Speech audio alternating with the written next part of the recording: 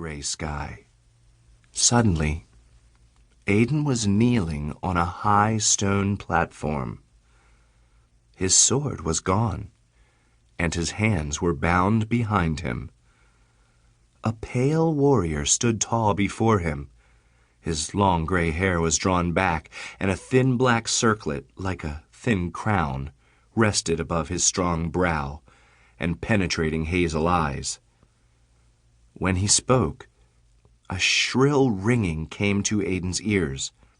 The sound faded, and he heard the warrior's words.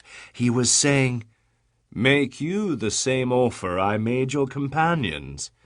His voice sounded rich and kingly, above all else to be trusted. "In spite of my generosity, they chose the weaker path." Aidan turned and saw two knights face down beside him. They somehow seemed familiar, but they lay unnaturally still. And looming proudly over the bodies was the Dark Knight brandishing his twin blades. Aidan looked questioningly back to the warrior before him.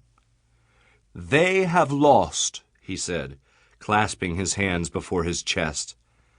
"But their loss is your gain. You will have all that was to be theirs, and so much more."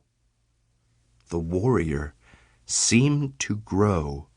His presence intensified, and when he spread apart his hands, Aidan saw visions of grand towers, high thrones, and vaults of gold. It was all there for the asking, Aidan knew. "Look about you," the warrior continued. "All that you have defended is lost. There is nothing left." Aidan turned and saw desolation. Everywhere were fallen towers, rent walls, charred debris, and broken bodies. The sky was black, roiling with dark clouds and smoke from 1,000 fires. "All you must do," said the warrior, "is deny the one who abandoned you."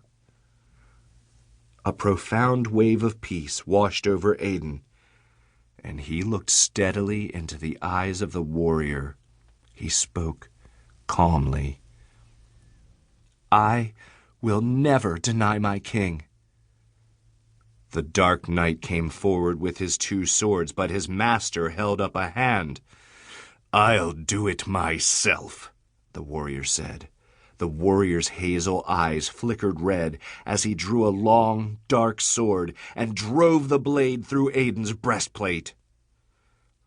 "Huh! Ah!"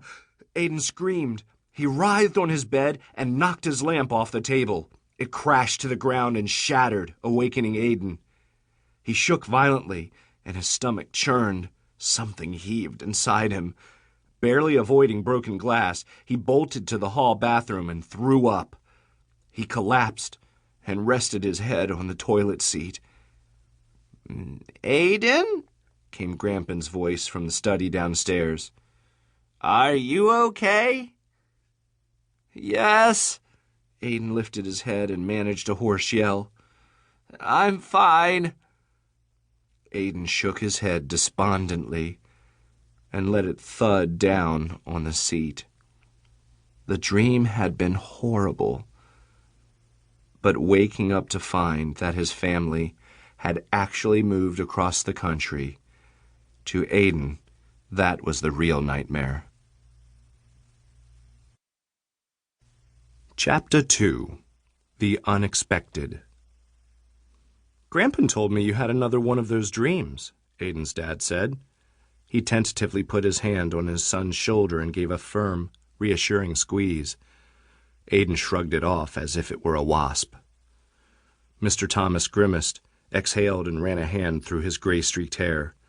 Silence hung like a cloud between father and son.